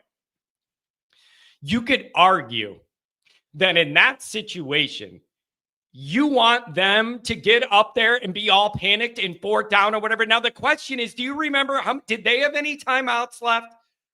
That's another question. How many timeouts did they have, or were they out? But you could make the argument that you might be better off just setting up your defense and making them panic on 4th and long or whatever to have to throw it to the end zone. And making them call a timeout or hurry up and do all that. You could make that argument, but those are coaching decisions. And quite frankly, did the timeout help us? Did it put us in a defensive position to be able to make a play? I understand a couple of our guys got tackled. And it didn't get called, but it's not like using that timeout put us in a lockdown position. The backup of the backup of the backup tight end burned you. Give me a break. You know what I'm saying? Man, that's tough. That's tough. Main man Martinez, what's going on, buddy? Oh, John, hey, how are you? Can you hear me? Yeah, I got you. Sorry. Give me 1 second. Am I clear or am I down a shaft? No, you're pretty good. Okay. Hey, real quick. I don't disagree with everybody else on the chat, but I'm also going to point out the things that our offense doesn't look as great as everybody's making it out to be as well. You know what I mean? Our tight end is still our leading receiver. Yeah, I got you. Okay. You know what I'm saying? That's the kid. Like I said, I'm not discrediting Carr and his gaming and what he's gonna be. But hey, you've held the ball 4 times for sacks in the last 2 games. You made 2 crucial interceptions at crucial times. Let's be honest. And then you clap at the end. Those are momentum breaking things. And when your defense is on the field too damn long, guess what happens? They get tired. And if they're not that good, the offensive opposing team is going to score points against you. So that's all I'm saying. I'm just throwing a curveball at everybody. So let's not act like Denbrock's play calling has been the best as well. It's looked better, but I mean, it hasn't been the best as well. But I understand why everybody. Hey, dude, I'm just as upset about the defense as you guys are, man. Yeah. You don't go from the top defense in the country to the most dog shit. Yeah, there's something wrong. Country. So, okay, Renee, let me ask you this. How do you Okay, feel? okay, How go do ahead. you feel about, regardless of the play calling and the scheming offensively, how do you feel about Okay. CJ Carr through 2 games? I genuinely feel like that poor kid is doing everything he can to score every drive to keep this team in the game when the defense can't stop anybody. I could not personally ask for much more out of CJ Carr in the 2 environments he's been in. I think he's held his own very well given the circumstances. He is not perfect, but this is just, he's doing the best he can. I couldn't expect much more out of that kid. No, and you hit the nail on the head. Like I said earlier, I'll eat my words, bro. I was wrong about him. I'm one to say I'll eat my words. I was wrong about him. That kid is a gamer. He's a gamer, bro. And his 2 last performances have. But I do want, like I said, it's progress, not perfection. It's that, he has thrown those interceptions and he knows how to throw the ball away. Progress, not perfection, right? Because you can't do that. But no, that kid is a gamer. Yeah. He is the future of Notre Dame. As long as this ash doesn't leave our defense in ashes, then man, he is the future of Notre Dame. I'll eat my words, bro. For the last 2 years, I told you guys, I've seen his last high school game. Not impressed, but I'll be the first to eat my words about him, bro. What I'm saying is, just as much as the play calling on defensive guys, Denbrock's play calling ain't no different from Jared Parker's or Tommy Reeser. Our tight ends are still the leading receivers. You take the ball from the running back when you don't need to. And those are the teams too. Me as an offensive guy, I look at those teams. Yeah. You know what I mean? But no, to answer your question, Johnny, CJ Carr is the future of Notre Dame offensive football. Yeah. I agree. Yeah. Yes, as a quarterback. More importantly, Yeah. when are you getting into town? I want to see you. I want to meet you. When are you getting into town? Tomorrow? I'm sorry, Johnny. I didn't catch any of what you said. What would say that again? Oh, I just asked when you were getting to town. Oh, I get it. Oh, sorry. Yeah, I get into town for late tomorrow night. By this time tomorrow, I'll be on my way up to Salt Lake. Or I'll be at the airport in Salt Lake, flying to Texas, from Texas to Indiana, and I get it. But I'll be on campus early morning, man. Like I tell you, it's like the Willy Wonka factory for me, man. And I'm excited to see that. What time are you going to be at the tailgate on Saturday? Probably 9:15 we're set up. So yeah, we always shoot for 9. It will be set up by like 9:15, 9:30. Okay, perfect, man. Yeah, dude, I'm excited. I'm leaving here early today and driving 3 hours north and on my way to go, man. On my way to Grandma's house, we go. Perfect. You know I will post an exact map showing the tailgate location. So look on here and or Twitter, and I'll put it up. Okay. Okay, brother. Hey, like I said, I love you guys. Love you guys out in the chat, man. Just want to throw a curveball out there, man. But Johnny, man, onward Notre Dame. I think have a we'll good see one. What happens. Oops, sorry, cut you off. He was kind of hard to hear. Am I dreaming, or was it kind of hard to hear? Anyways. Text ND. I got WPP 478 WPP 949 coming up on the line. Perfection is unattainable. Text ND. I'm looking forward to seeing you in a couple days too. Tell that to Frank Leahy and the Fighting Irish. Frank Leahy's rolling over in his urn right now that you said that. He's not really in an urn, but I always thought that line was funny from The Office when Chris Ash said that, my dad would be, or my grandpa would be rolling around in his urn or something.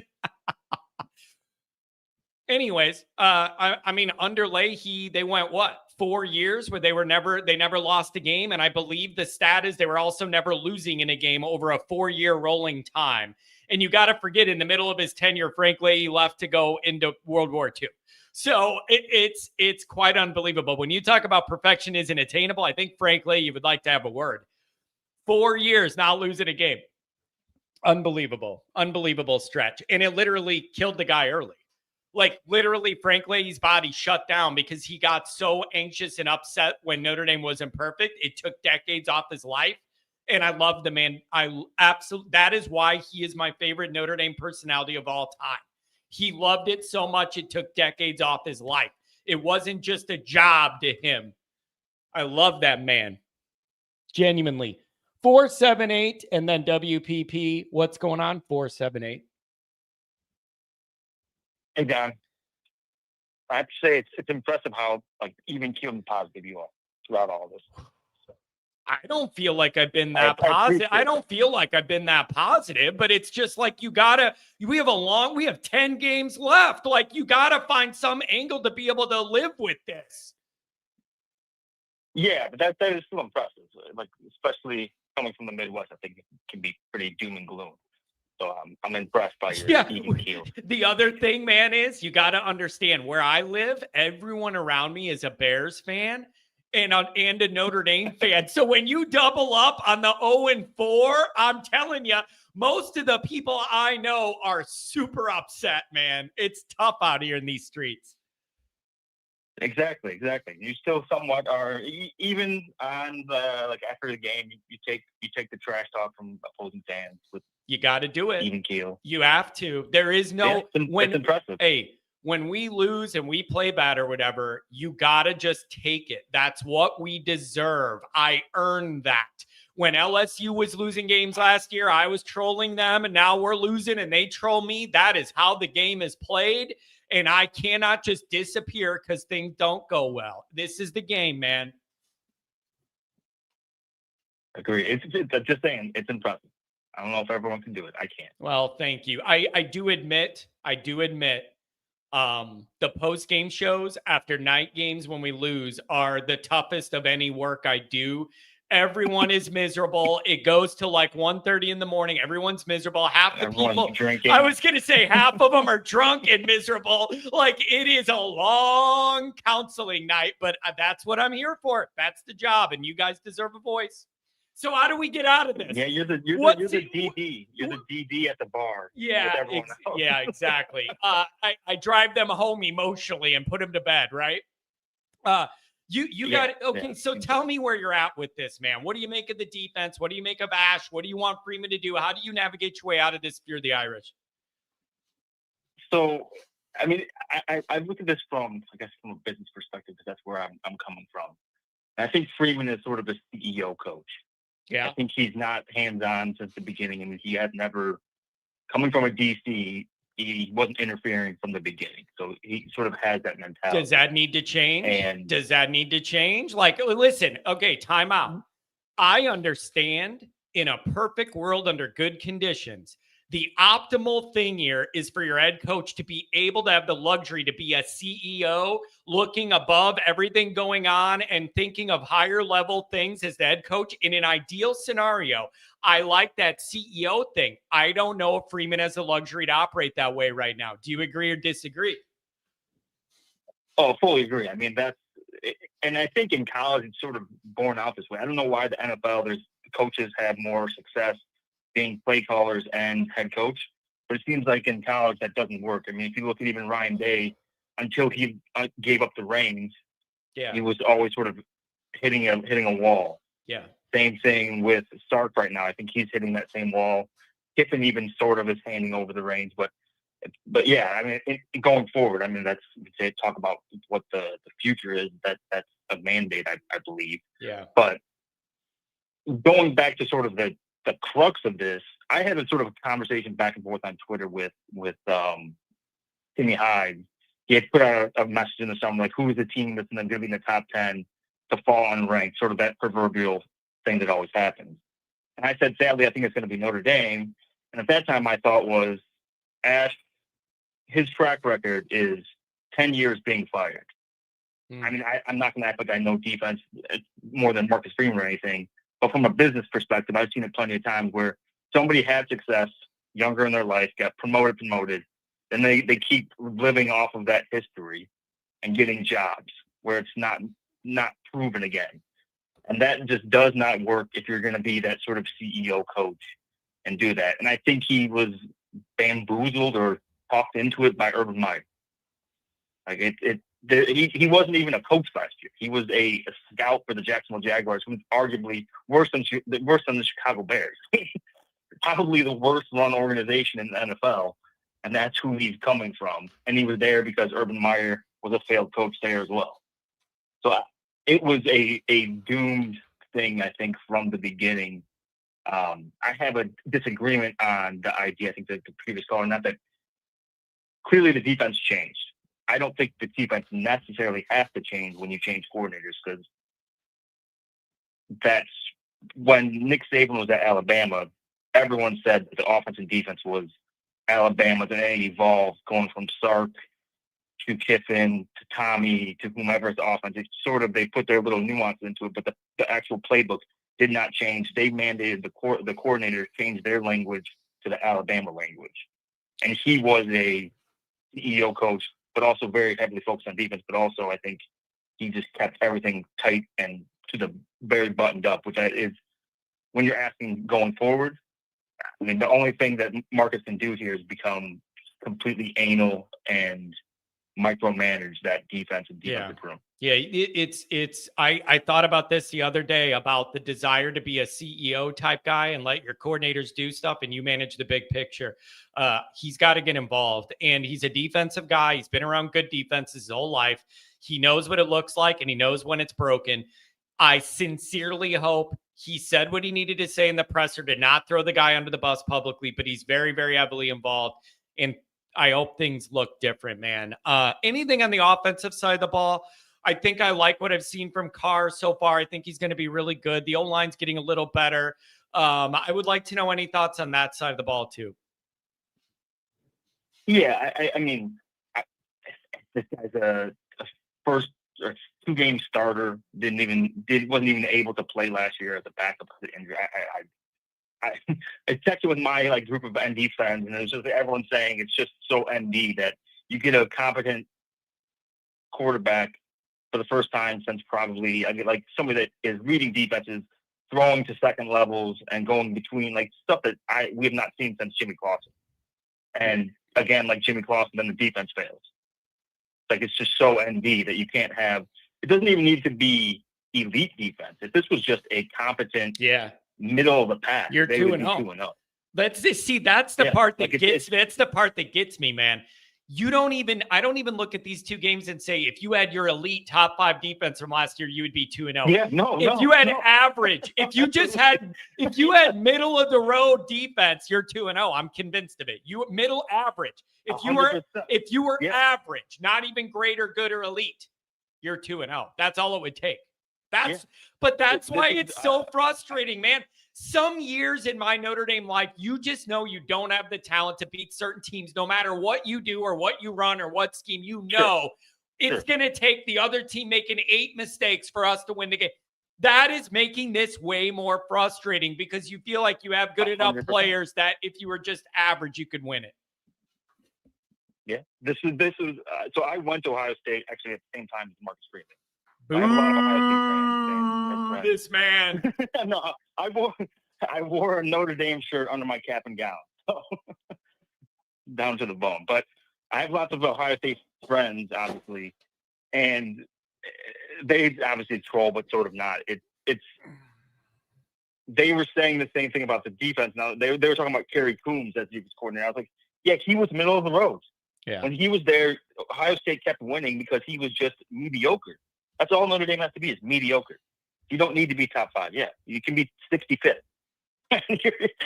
You could have cruised to 12-0, 65th ranked. Yeah, it is. It's amazing. It is just in my worst case scenario, I could see 0-2, but how we arrived there is very, very painful. 100%. Like if you told me 100%. the new quarterback's totally overwhelmed and he throws some picks into coverage that can't be overcome by the good defense, whatever, I would understand. Yeah, I would understand that route to 0-2, that you have a new quarterback against two good teams and you just made mistakes. I can't handle the fact that the backbone of the program is letting it down. That is killing me inside. It's killing me inside. 100%. It hurts, man. Yeah, everyone would be frustrated. People would be going, why didn't Freeman wasn't smart enough to go to the portal. He had an elite defense, elite run game, didn't do it. Everyone would be saying the same thing. The frustration would have been there, but it wouldn't have been like this. It wouldn't have been looking at going, how do you literally go from the top 5 pass defense in any sort of category exactly to 113th? Yeah, it is. And you have an All-American freshman as DB that now should be better. I mean, he's still balling out, but everyone's pointing at each other. That looks like the Keystone Cops. Yeah, man, it's tough. So I don't know, man. You play a less gifted athletically team without a bunch of dudes this week. Maybe you could get it right. Maybe the guys will gain confidence. You just got to get a win and we'll feel better debating all this stuff. Anything on the way out, man? I really appreciate you calling. I mean, thank you. My fear there is actually, I really think that they put a lot into, like, the players themselves. They looked in the mirror after week 1 and coming out last weekend. They were juiced up, fighting with Texas A&M trash talking, and my only concern is, do they lose some of that trust? But I think that they really thought they were going to win. Yeah. And heartbreaking loss like that, it can be. Yeah, everyone has to remember they're young kids. Yeah, 18 to 22 is still like that psyche is hard to, and losing that trust. So like Freeman has to gain that back on the defensive side. And you need some leaders to emerge and start making some game-changing plays. Take the reins of this thing. Hey, man, don't be a stranger. Call again. I appreciate you. Thank you. Yep. Thank you. Have a good one, buddy. How much time you got? Philly special. Is the USC party 21 and over? Nobody told me that. Phil, you and your whole family need to be there. All of our people and all you guys that live local are coming with us. We're bringing the whole family, and it's going to be a beautiful setup, and everybody's invited for free. If there's an entrance or whatever, you just say, I'm with Always Irish, and they're going to let you in. Free Portillo's catered. I've been told there's a DJ so I can cut some rugs.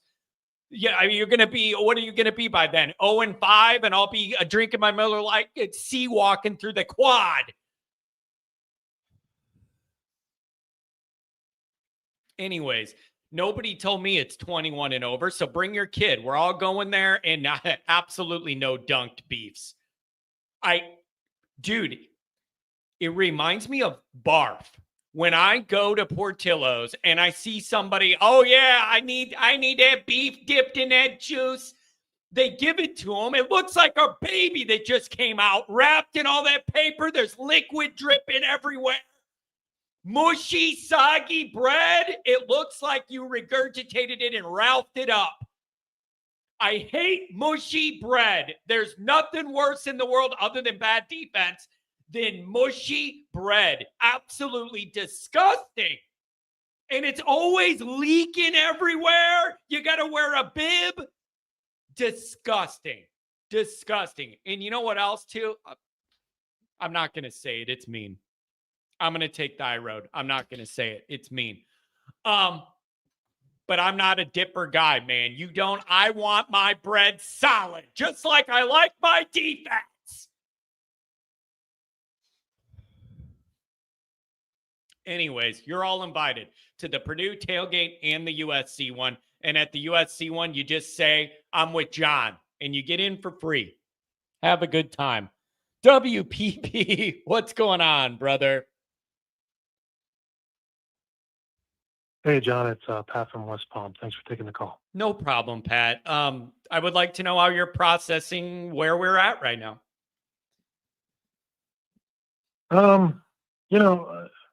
It's funny because, you when you dial your number, you say, I'm going to talk about X. Then you hear other people talk while you're waiting. and you feel Yeah. the need to address. The first thing I want to say is, how great is it that the Orange County Alumni Club is sponsoring a tailgate? That's really awesome of them. Hey, Good thank for you. them. Well, yeah, what they do is they have the fees they collect from the Alumni Association, and they have a really loyal group that's in LA and LA County or whatever it is. And then they reached out to me and they're like, we watch your show and we're already having this big tailgate set up. Do you want to co-sponsor it and have all your people come? And I never really knew these people personally, but the guy in charge reached out and was like, we really like your vibe and we want you to be a part of it. So it's going to be a great event, man. And we're going to meet a lot of new people, and all of our Always Irish people are invited. It's going to be great. I'm excited. I'm honored they called, man. I appreciate they reached out to me. Now, forgive the dumb question, but is it Orange County, California? Yeah. Yeah. Okay. There's an Orange County down here in Florida. Yeah, you're right. It is the LA one. And that's why they wanted to do USC for the tailgate, because it's obviously hits them close to home. Yeah, so I actually got thrown out of the Palm Beach County Alumni Club. I don't want to tell the story. It's outrageous. They threw me out, though. They really did. I'm not laughing. It makes a lot of sense. I can see what. No, you were laying down the law. You were laying down the law, and they didn't. No, I wasn't. No, John, I won't ask. It's none of my business. I won't ask. I'll tell the story in brief. The club had a new president installed, and she's a big fat pig. Oh, geez. And she had asked me on a date back in the 90s. I said no, and the next thing you know, she moves to Florida, becomes the head of the club, and boots me out of the club for refusing to go out on a date with her 25 years earlier. But dude, that is not where I thought this was headed at all. Okay, that is it's outrageous, isn't it? Isn't it outrageous? That is not where I thought that was headed. I thought this was going to be a football disagreement issue, not something personal. The bigger thing is, WPP, just be glad that you're wanted that way. Damn it, just be glad that you're a highly that people want to hang out with you. Look, I'm not Fabio, right? I don't look like Pat. They're handsome guy. Pat, the chat wants to know. I do have standards. The chat wanted to know if she was low IQ. She was high in weight. I mean, her brain must weigh a lot. Anyway, I'm gonna get sued. I keep this up. I gotta stop. Oh man! All right, back to the football. Back to the football. So the football, we've entered the realm of buffoonery when it comes to Chris Ash. So the whole discussion is not about Ash. It's about Marcus Freeman. Ash is a clown and a buffoon. All Ash had to do was nothing. That's all he had to do. Make $1 million and do nothing. Yeah. Tell the entire defense, do the same as last year. Yeah. That's all he had to do. Yeah. So he couldn't accomplish that, so you're dealing with a complete buffoon. So you can't trust the guy who made a mess to clean it up. You can't trust him. He isn't the guy you put in charge of the cleanup. He made the mess. So back to Freeman, I think it's a very outdated, and I've heard some people say, well, we'll get rid of him at the end of the year. No. You get rid of him now, today. Like not even like before this afternoon, today. It is a month ago when Ash had a little bit of credibility, right? If the Dallas Cowboys had come to Ash and said, we want to make you our defensive coordinator, he would have quit on Notre Dame in a second. He would have left immediately. He'd be packing his bags the instant he got the offer. So why is it always one-sided? Why does the university have to keep this guy on for a year or to the end of the season for appearances, but a coach can quit whenever the hell he wants? Doesn't make any sense to me. Yeah. Get rid of the man now, today. But that's obvious stuff. But that's not going to happen. But that's what should happen. So if that isn't going to happen, do you believe that like that old CEO Freeman thing is like out the window and he needs to be if you're not going to fire the guy, then do you believe he's got to get hands on with that defense and insist that Ash adjust some things so the guys are more comfortable? Or like, what do you do to get this on track so it doesn't just roll away from you downhill? Well, you can't have Ash anywhere around or anything involved. The man's a clown, John. Man, that's He's going to be a poisonous clown. He's going to be a poisonous clown if you keep him around. He's just going to spread negativity. You just can't have a guy like that around. Now, I think there should be repercussions. I think Marcus Freeman should be sat down and told, you made an absolute disastrous hire. It cost the university $1 million. I'm sorry, Marcus, that million's coming out of your comp. Instead of making 11, you're going to make 10 this year, and it'll teach you not to make horrific hires. That's what should happen. That's what would get you some accountability. But so if you're going to keep the guy around and have him involved, it's not going to get fixed. He's going. All you're going to see is him on the sideline, standing next to Minchie and Buckner laughing. I would laugh if I were him too. He's getting paid $1 million to do nothing. Yeah, you can't have the guy. Like, you just can't have him around. And it sounds harsh, but you have to get rid of him. And and the whole that which must be done eventually should be done immediately. And if you just say, all right, I'll get rid of him at the end of the year, dude, you're killing an entire season. I mean, it's not right. It really isn't right. It gets me very angered to think about it. And this guy's not a baby. He's making $1 million. He's made $1 gazillion. Why are we taking pity on the guy? He can't do the job. Okay. All right. Now let me ask you this. Let me ask you this part of it, to be fair on both sides. What would your argument be if it's like, well, regardless of what the scheme is or the changes, the players need to make more plays and the leadership needs to step up, and we're not like, regardless if the scheme is tough for them to learn and they're confused, like guys need to make plays and they're not. How do you handle the dichotomy of scheme versus execution? Or is it just all both, or it starts at the top with the scheme and that messed everything up and that gets more of the blame? How do you balance those things? Well, I think that you have, in some respect, look, it's easy to lump everybody in together. The offense improved from game 1 to game 2. It just did. The offensive linemen played better. Everybody in the offense played better. So I don't want to lump the whole team together. But you have some pretty unmotivated people at certain spots, and they have to be put directly to the bench. I mean, it's just, some guys don't seem to me to be trying all that hard. Like, I don't know how defensive backs don't hunger for the football, like want to get a pick. I want to snatch that ball. We have defensive backs that look to me like they're waiting for the receiver to catch it. Yeah. And they're like, okay, now let me drag him to the ground. Yeah. Now. Yeah. And why aren't you trying to catch it? Yeah. It's the where's whole. Where's the hunger? Pat, the whole thing feels like we're waiting for things to happen, then reacting to them when they're dictated to us, rather than us forcing the action. And that is a big difference. That Notre Dame defense under Golden, when it was cooking, were forcing the issue. You were dictating what happens. You were the one downhill forcing things. Now it just feels passive. You're reacting to what happens to you. And it all just feels icky inside. Yeah, I used to think that the players are I still think that they read their press clippings and didn't prepare, which I did say about 4 months ago was what's going on, and I got mocked in the chat. And I'll just accept the chat's collective apology at this time because I was right and they were all wrong. Let's move on.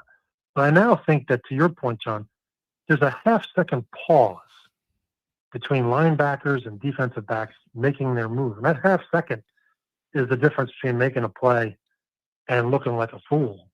Yeah. And that half second, though, that's a coaching half second. Somebody's put thoughts in that kid's head. Yeah. Such that he doesn't feel confident to do, running to the spot. And that's all it takes. That's all it takes to mess up a football play, is that quarter of a second of processing in your head is the difference between you making a play or one being made on you. Yeah. It's a thin line. Yeah. Anyway, John, I have to get going here. Okay. Thanks for taking the call. And really, I want to just say, John, it's really a great thing that you do, putting on tailgates, because it brings people together, even some not so smart people in your chat. Even they, I'm sure, feel welcome at your tailgate. And Good for you. No, Good for you, John. whenever anybody walks up, we give them an IQ test. And if you don't pass it, you're not allowed to drink that beer. You're not allowed. Well, you should hand them a piece of paper saying, I hereby apologize to West Palm Pat for the following reasons. And have boxes they could check about all the things I've been right about over the last year. And it's a long list, John, and I don't want to repeat it, but it's a long list. Have them check and sign it. Maybe you could fax me. There's probably at least 100 different pieces of paper. But anyway, I don't want to get into that. It ain't about me, John. It's about you. Thanks for throwing a tailgate. I think that's a really cool thing you do. And it's really a distinguishing characteristic of Always Irish from all these other, clowns that have these, I like being a man of the people, man. I'm just a man of the Irish people, and I embrace the role. All right, John. Good for you, man. I got to run. Have a good one, man. Enjoy the tailgate. Oh, thank you. We'll have a good time.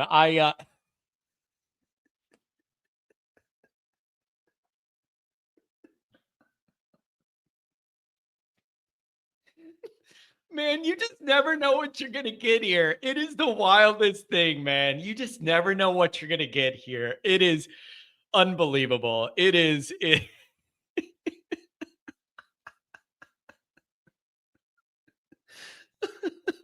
You just never know. $40 still ain't enough. Happy to donate. Looking forward to the tailgate. Thanks for hosting. Lee Gallagher, $5. I appreciate it, you guys. Hey, dude, I love doing these tailgates. And I got to give credit to my mom. She had the most brilliant idea. On one side of our family, there's like 500 cousins or whatever, because it was a big family that had a ton of kids. They had like 12 kids, and then they all had a ton of kids. So it's this huge family reunion thing. And they do name tags. So you know whose grandkid is from which branch of the family and all this stuff. My mom came up with the brilliant idea to do name tags with people's YouTube screen name on them. And it is the best thing you could do. So everybody knows Mark with glasses, Sly Fox, Nikki Dean, it's Jay Carr, Mikey Poles. It's hilarious because you go to the tailgate and everyone is able to see who everyone's online persona is and piece it together. It is so interesting. It's really, really funny. I love it. Good idea, Mom. 949 on the line to round us out. What's going on, brother? Mom leaves us, those of us that aren't in the chat, out. So we'll have a big smiley face on our name tag. Yeah, there you go. It is, but we're gonna have a good time, man. We're gonna try and do the best we can. We'll drink some beer and enjoy the camaraderie, and hopefully we can. I just hope we can win a game. Exactly. Well, I just may make it up for the USC game. If we're not on a roll, I won't, because I'm going to Arkansas next week. Yeah, but I do want people to know, if you're considering coming to the USC game, you are going to have a home and a good tailgate with good food and good people. So I want everybody to know, and you just tell them the code is, I'm with that guy, Always Irish, and they'll let you in. Ride or die. Yep. So coming in, I've been doing a lot of, bouncing back and forth with this Ash thing. Yeah. And when you look at successful sports organizations, they hire slowly and fire quickly. Mm. That's the professional thing to do, is you got to get rid of them. And if you're underperforming, you're out, because we cannot afford to let it linger, and you need to cut bait. Is that where you're at? Well, I think underperforming is putting it way too nicely. Yeah. Okay. Now wait. Let me push back on you a little bit here. This is a healthy discussion. Sure. Let me push back on you. Remember the first year when we were all frustrated with Al Golden in the defense, and the blitzes weren't getting home, and there was this disconnect, and they were delayed, and you kept sending guys that would never get home. You aren't we glad we didn't jump on that? Or is this just so extreme that there's no coming back from it? Okay, so I'm going to give you that, but I'm also going to counter with the fact that there was still improvement. Yeah. We haven't had it. And it wasn't this bad. And it was never this bad. Even when you were frustrated with year one of the Al Golden defense, it was never this level of incompetency completely. Yeah. Yeah. Your mom would do a better job, and they'd all have name tags, and we know who they are. Yeah. Yeah. Yeah. Man, this is. There's also a precedent that's been created this season with UCLA. They got rid of their head coach, not a coordinator, the head coach. Not a game, practice. Yeah, so what do you do? If you're not going to cut bait with Ash right now, what do you do? Freeman's got to get more involved, but also kind of make it look like Ash is still the guy because he's there. Like, this is very uncomfortable and awkward. How do you handle this practically if you're Freeman? You hired the guy, you got it. You hired, I don't care who recommended you. Brutus the Buckeye recommended the guy. I don't care how you got him. Now you got to figure this out, Marcus. Look at if I at any of my shifts at Wendy's or Burger King or McDonald's was taking the rats out of the traps and putting them in the grinder, I'd be fired immediately if I was caught. That's what he's done. You know what that makes me think of? It makes me think of the Beavis and Butthead Christmas episode where they were frying up the mice on the grill when they were working at the burger joint. And he goes, not a creature was stirring, not even a mouse. So true. But he's got to go. There's no, you can't be nice about it. You can't worry. It's the coaching profession. They're used to it. The professional thing is to get rid of them. Yeah, it's tough, man. It's very, very tough. I don't know. I don't know if that's in the cards, man. If you made it till the end of the year, cut bait quickly, moved on to Mickens, and we all just moved on, that might be the most realistic outcome here. If there's going to be a divorce, that would maybe be the answer. I don't know, dude. Well, reality's for people that can't handle dreams, and I just got a dream of still making the playoffs. And the only way you do that is with cut them now and let Mickens cook. Yeah, man, Put the band together. It is, this is tough, man. And so what do you expect to see this week against Purdue? Do you think everything will look a little better just because Purdue doesn't have the talent that A&M and Miami presented? So by default, you'll look a little better. Maybe you can make a couple plays because they're not as good. And then maybe you build a little confidence heading to Arkansas. Like, I'm running out of runway here. I'm trying to find a positive. Is that on the roadmap here or what?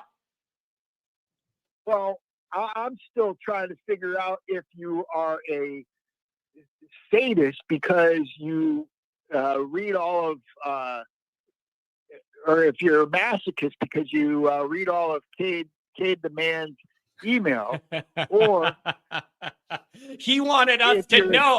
He said, John, you don't take my calls. I'm emailing you. Share this with your people. I'm laughing every day because Notre Dame sucks. He wanted you to know. He wanted you to know. Yeah. Or are you a sadist because you're encouraging us all to watch the breakdown of the defense, which was unwatchable the first time around? Yeah. Yeah. I couldn't take it. People want it. People want answers. And Goolsby and Hyde sat there for 2.5 hours and literally looked at every single play and what went wrong. And it is cathartic for those guys. They're hurting, they're struggling, and their way to handle it is to get into the film and try and find answers or at least reasons. God bless them for doing the Lord's work on that one. Well, let's just hope other eyes are watching it because we need help and we need help quick. I mean, the realist in me says, you know, the season just very well may be lost, but the hope in me still, hey, let's win against Purdue, build up hope for Arkansas, and get on a roll.